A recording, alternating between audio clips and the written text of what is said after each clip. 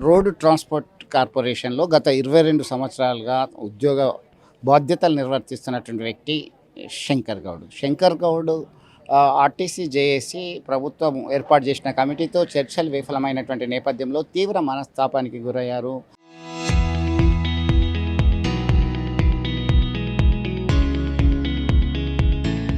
మనోవేదనకు గురయ్యారు. దీనిలో భాగంగా ఒక్కసారిగా బలవన్మరణానికి పాల్పడి చికిత్స పొందుతూ మృతి చెందినటువంటి ఘటన కలకలం రేపుతుంది. ప్రస్తుతం వారి కూతురు నివాసం వద్దనే అంతిమ యాత్రకు ఏర్పాట్లు సిద్ధమైనటువంటి పరిస్థితి మనం గమనించవచ్చు. దీనిలో ఒక్కసారిగా ఈ హై టెన్సివ్ సిచ్యువేషన్ ఉంది.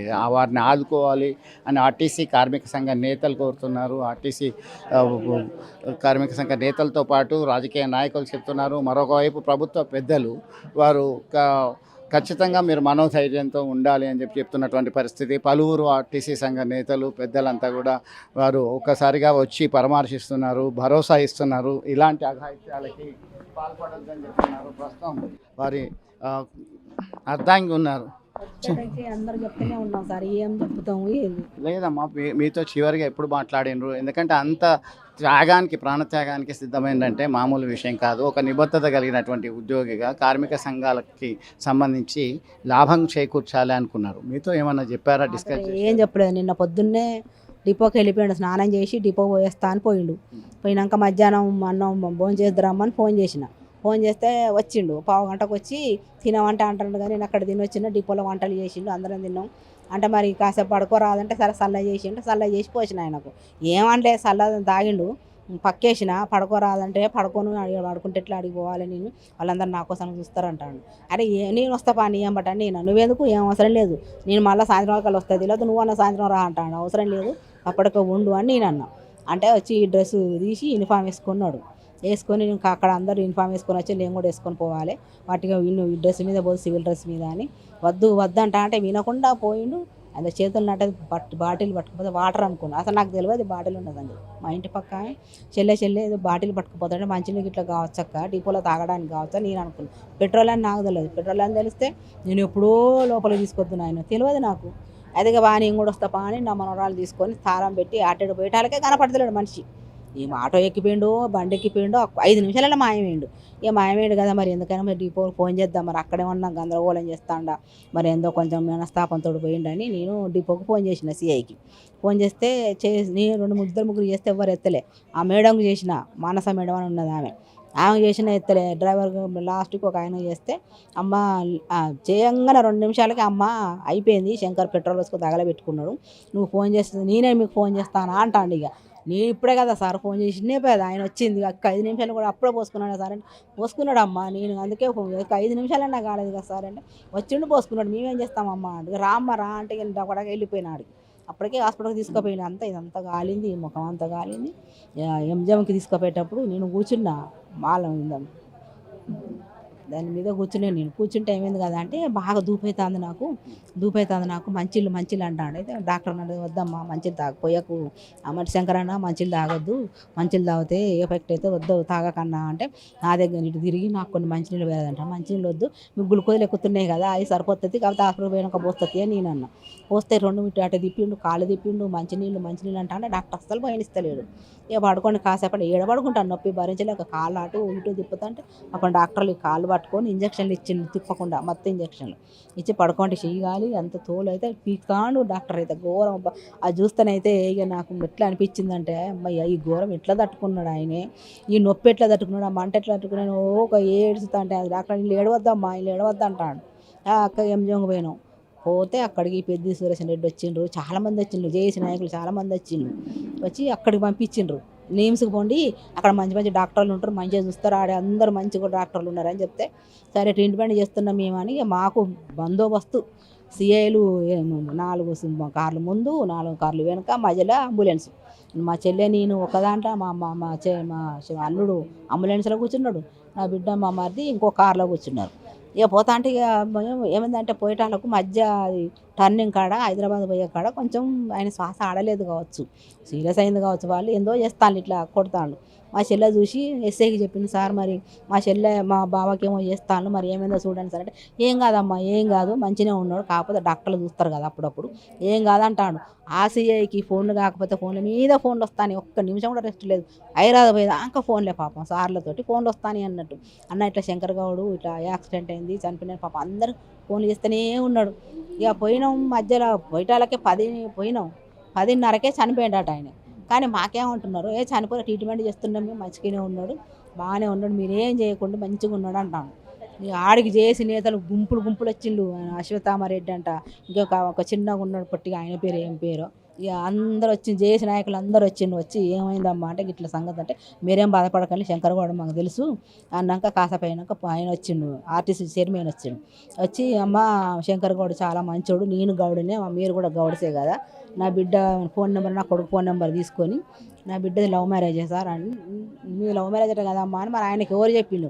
అవును సార్ అంటే, నీకు మేము సహాయం చేస్తా, నీ కొడుకు సాయం చేస్తా, నీకు సాయం చేస్తామా, నీకన్నా కావాలంటే నాకు ఫోన్ చేయాలి నేను మాట్లాడతా అని చెప్పిండు.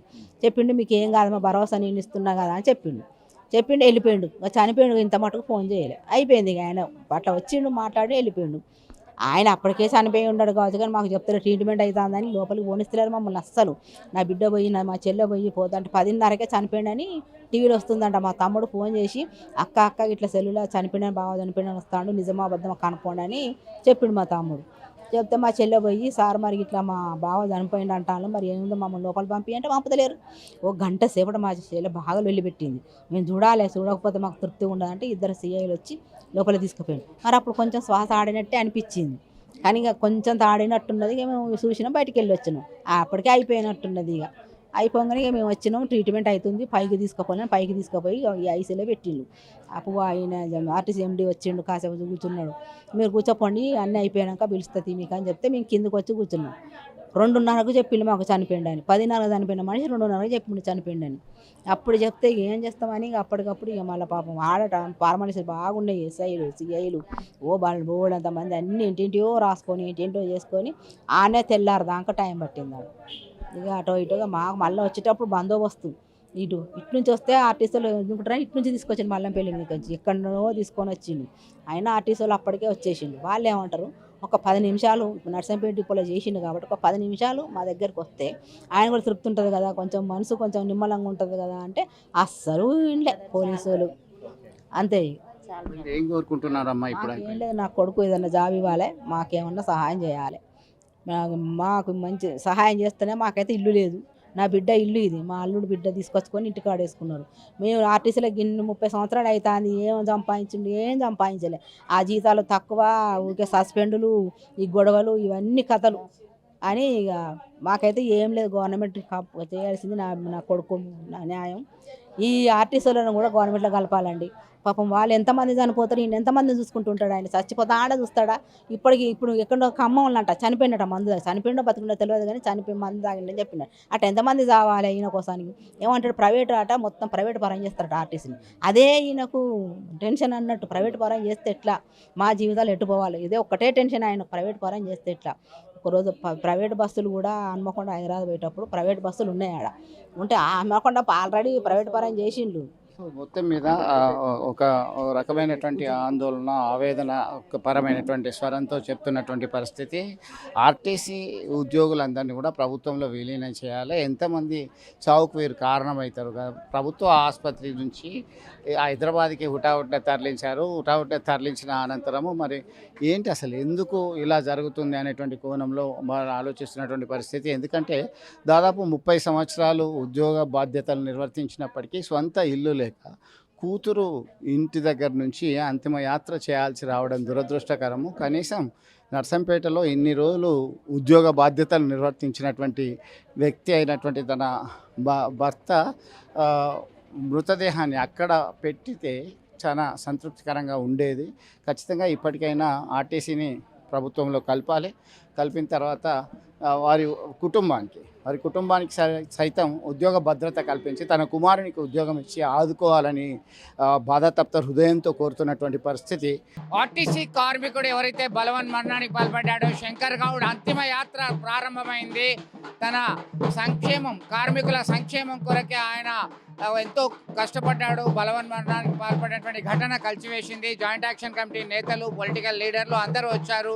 ప్రస్తుతం వారి నివాసం వద్ద పోలీసు భద్రత, పోలీసు పహారాల మధ్య ఈ అంతిమ యాత్ర కొనసాగుతుంది. ఉదయం నుంచి ఒక ఉద్రిక్త పరిస్థితి నెలకొన్నటువంటి నేపథ్యం. మొత్తం మీద మనస్ఫూర్తిగా ఆ కుటుంబాన్ని ఆదుకోవాలని కోరుకుంటున్నారు. గౌడ సంఘ నేతగా, వారి బంధువుగా ఎవరో వచ్చారు, వెళ్ళారు. అయితే ఉద్రిక్త పరిస్థితి నడుమ కొనసాగుతున్నటువంటి అంతిమ యాత్ర పోలీస్ ప్రహారాల మధ్య, పోలీస్ బలగాల మధ్య కొనసాగుతున్నటువంటి పరిస్థితి మనం గమనించవచ్చు. మొత్తం మీద అందరూ కూడా చెప్తున్నారు, ఇప్పటికైనా ప్రభుత్వం చిత్తశుద్ధితో వ్యవహరించాలి, ఆర్టీసీని ప్రభుత్వంలో విలీనం చేయాలి, ప్రభుత్వ ఉద్యోగులుగా గుర్తించాలి, వారి యొక్క సమస్యలన్నింటినీ కూడా పరిష్కరించాలి, ఎన్నికల మేనిఫెస్టోలో పెట్టిన అంశాన్ని కూడా అమలు చేయాలని చెప్పి డిమాండ్ చేస్తున్నారు. మరొక వ్యక్తి ఇలాంటి అఘాయిత్యానికి పాల్పడకుండా చర్యలు తీసుకోవాల్సినటువంటి అవసరం ఖచ్చితంగా ప్రభుత్వం మీద ఉంది, రాష్ట్ర ముఖ్యమంత్రి రేవంత్ రెడ్డి మీదనే ఉంది అనేటువంటి విషయాన్ని గుర్తు చేస్తున్నటువంటి పరిస్థితి గమనించవచ్చు.